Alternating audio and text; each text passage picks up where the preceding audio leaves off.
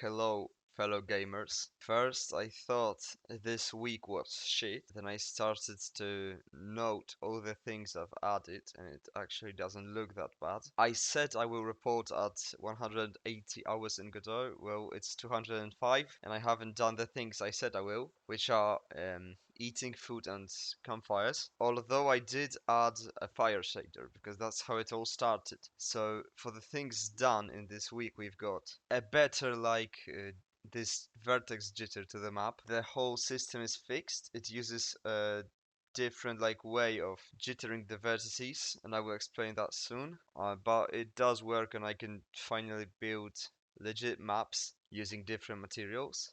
I've added a fire shader. Well, it took me, I think, like 4 hours. I just watched a YouTube tutorial from Lelu, I think his name is Lelu, about fires, and I just replicated it. So that's the fire shader. I will show it soon also. I've added particles of falling leaves from the trees, so it's a bit more lively.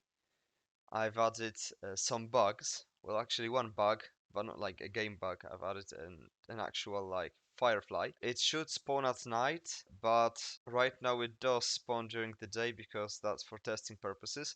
I haven't yet added a day-night cycle. A grass shader. Well, that means the grass just fiddles around with the wind, etc. Just a simple leaning mechanics.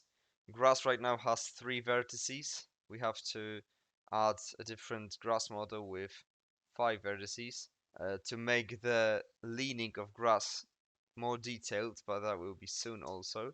I've added foliage transparency for when you enter, for example, a bush or a bunch of grass, and you can see the player better. I think that's neat. I've actually added a stealth mechanics and a stealth bar, which replaces the stamina bar. The color of stealth is pink right now, but I'm gonna tone it down to purple a bit. Just like in Zelda, you've got that small stealth icon. It's a bit purple or pink, let's say. I think that's a neat color. And I also added destroy particles. For when you hit a bush, for when you hit a bunch of grass, and they disappear. And I also use them when you hit a tree, and I'm gonna show it soon. I mean, I'm actually going to show it right now. So the first of all is 3D map vertex jitter.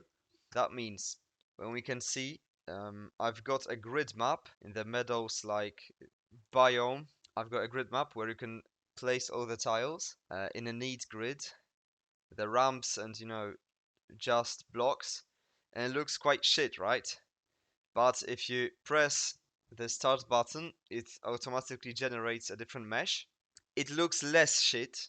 I mean, it still isn't something spectacular, but it definitely is better. Oh, one thing I forgot to note. Oh, I'm sorry, but I'm gonna tell you soon. So the ramps, every vertex in this grid map has like a 3D offset in a random direction. It is controlled. When I did that mechanics earlier, it was that the ground planes would only jitter vertically. Now they can also displace the vertices in 3D space. So it looks a little less organized, which I don't know if I'm a fan of. But I think I'm gonna decrease the value slightly because the vertices are, I mean, the walls are a bit too jagged. The next big thing, actually, the biggest thing is, I mean, not the biggest, but it's quite big, is rotating the camera with Q and E buttons. So now you can actually play the game more freely because it used to be locked to this perspective, facing the world origin. I think it's right there. But right now you can rotate the camera. You can actually place sand tiles, and it actually creates a different color, and I love it. Right now we can make beaches, etc. We've also got sand ramps and I think stone, but I haven't tested that one yet. If it works, I just added sand and grass and the cliff color because I quite like it. So I added the camera rotation because I think this game is mainly a survival game. You can build, we've got a lot of freedom. If it was a strictly plot-based game without much open world exploration, but I think that an orthogonal perspective like that would just be enough, because you know you've always got these areas designed by the game designer to be looked at from this perspective. But right now, if you can rotate the camera, it's better for your buildings. I mean, you can place doors at the back and they will look fine. You can better orient stuff, because a building system will be added into the game. It's actually being added right now. So I wonder if it's... Oh shit. Okay, it works now. I don't know what that was. I'm gonna have to fix it. But yeah, you can actually build, but it's a bit broken right now. The next thing is the fire shader. So when I pick up a torch, I can select it from the wheel, which is rebound to the tab button. It was at E, because right now I'm using Q and E to rotate, and I think that's intuitive. It's next to the movement buttons. So if I select a torch, I get a fire shader, and it looks quite good, I feel like. As I said, I followed a tutorial. I may paste it into the description. I'm gonna send it to my friend because I haven't seen the channel even once in my life. I just record these videos and put them up on Google Drive. So he runs the channel. So yeah, that's the fire shader. And every one of these changes that was done in this week started because I implemented the fire shader on the torch, and I got into shaders instead of getting into building a campfire. So that's how it got. So the campfire can be actually added in the next week. Okay, but that doesn't matter right now. We have to see what else is added. Falling leaves. Yeah, as you can see, the birch drops orange leaves, which always face the camera. The oak does drop leaves as well. Oh, that's the apple. I don't think if I've ever shown the fruit dropping mechanics. If you hit a tree which has an apple with a branch or anything, or an axe or a torch, it drops the apple. You can pick it up and let's see if it's... yeah, it works. You will be able to eat it in the future, but I'm thinking about a UI update. It's going to come soon too. So the game can finally stop looking like shit and can actually look good. Um, Palm trees, I don't know if I've showed them, but that's the palm tree. Uh, I placed it on some sand for the climatic feeling. Yeah, that's all. Only these two trees drop leaves for now. Haven't yet added a leaf emitter for the hardwood tree, but whatever. I'll add it soon. Next thing is a firefly. So every sunset that comes has a chance to spawn a firefly on an empty bush or an empty grass. As you can see, it's just a square particle. There's some maths behind this motion. It's mainly Brown in motion, so every 4 or 3 seconds it's random, or 5. I think. What's going on? Oh, I think the nighttime just rolled. I've been speaking too long. These guys spawned, as you can see now. Um, they have a random chance of going in a certain direction.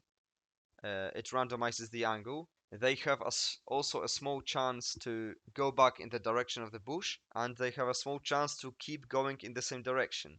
So in the whole distribution of fireflies, they should generally stick to the bush. There's also a chance they will be far away from the bush in a straight line, but it's very small. So yeah, I think it looks quite neat. They also emit light, but it's too dark to see. So now's the grass shader. Yeah, as you can see, the grass moves slightly. It does look bad because I couldn't generate nice noise. And when I offset the vertices, there are only 3 vertices per grass blade actually. So it kind of leans right and left instead of bending, but that's because of the vertex count. I don't know if a fragment shader would fix it. I'm new to shaders, but yeah, it introduces some like life into the game. Foliage transparency. Okay, so if I enter a bush, it becomes transparent, and I can see the player. The player is actually also still scuffed and floats in the air, but I'm gonna fix it. Actually, the next thing I'm gonna do is fix it. So yeah, entering the bush makes it transparent, leaving it makes it opaque. The same for berry bushes. I couldn't get the berries to become transparent, but that's an easy fix. It's probably 2 lines of code.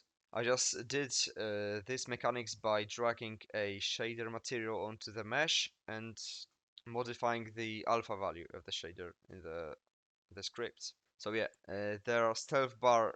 There's a stealth bar and stealth levels. So as you could see when I entered the bush, my stamina bar changed into, wait, what was the button? X, I think. Yeah. Right now, if you start running, a stamina bar shows on screen. So yeah, when you hold X, you can see your life, I mean your HP and your stamina. But when you enter a bush or there's night time, or you crouch, which I'm doing right now, I'm holding control. You can't see it because the animation isn't added yet. But yeah, I'm crouching right now. Now I'm not crouching. The stealth level increases to 2. So fireflies work like that. If the player doesn't have a stealth level of minimum 2, oh, they disappeared right now. I think it's daytime. Yeah, these some of these fireflies were not transparent but eternal. Oh, I won't show it to you then. But okay, let's try.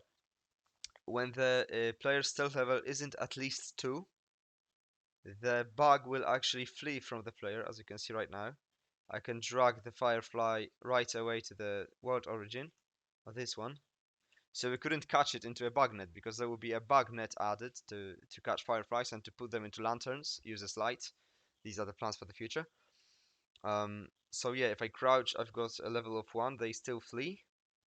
But I think if I get into a bush and wait for the firefly, which should return my way because of the chance distribution. Let's see. Oh, he doesn't give a fuck. He just goes one direction. That's great. Yeah. Right now I'm crouching next to the firefly. It doesn't run away from me. But if I start chasing it, yeah, it runs away. So that's the firefly and stealth mechanics. And also, if you've got a stealth level higher than 0, but it's not night, because at night your base stealth level is going to be 1. The values are 0, 1, 2, and 3. Right now I'm at 1. They increase in 0.3 increments, or in 1 increments up to 3, I don't remember. So yeah, if if you're crouching or in a bush and your stealth level is at least 1, well, you can hold X and it will show your HP level and your stealth level. If I start running, X will show the stamina, so it's kind of replaces it. But you can't be stealthy when you're running, so that's, I think, a good mechanics. The last thing is destroy particles. The problem is I don't have an axe here, so wait, let me look for it. Axe. So yeah, I should be able to pick up the axe now. Yeah, there it is. I have the axe. So when I hit a bush with a torch, the bush will be destroyed and particles are emitted. Or a branch. Yeah. So these particles are what I just added, the destroy particles. And I also use these particles in chopping down trees. If you can see, if I hit a tree, we get a blast of like wood particles. If the tree disappears, it will blast out the leaf particles. But I think I'm gonna increase the volume or something. This looks okay, but the leaves kind of blast from this top direction, from this top point of the tree, and don't do it where the stem is. So yeah, and there are also destroy particles coming from the grass. But it's a few. I can adjust the amount in an export variable. That's the amount of particles. So the things to be added until I do the next video, if I don't get sidetracked, I have to fix the building system. But I think I'm going to offset it to the second week, not to this week. Because I will actually fix the building system, add some structures, and make a different UI because this one looks horrible. So yeah, I will add a small grass shader for the game to look better because right now the grounds are flat and I only want that for sand. Fuck off! Fucking bitch. Okay, I'm sorry. Sorry, my girlfriend called. I want to add water. Water would look exactly like grass. Maybe actually I will make smaller triangles. I think about it. And it will just wave up and down in a shader because to modify a mesh is too hard and too It takes too much resources of your PC. I will add a legit player model, so there will no longer be a scuffed player model that floats in the air. I will add some food. Food will replenish your health, and I think if you do perfectly cooked food, it might actually give you some extra stamina. I haven't thought this through yet, but we're gonna have to do something about it. Yeah, eating Campfire UI, that was a week ago. You can watch a video and uh, see what I spoke about it. So yeah, that's all there to be added. So in that done section, I want to add camera rotation. Okay, there it is. So yeah, we've done a lot of things this week. 205 hours, so 25 hours more than I said. This point 8 we could ignore because I was probably like walking around the house or making yerba, you know, these normal things. Okay, so goodbye. Leave your suggestions in the comments, and I will read them if I get a chance. Goodbye, friends.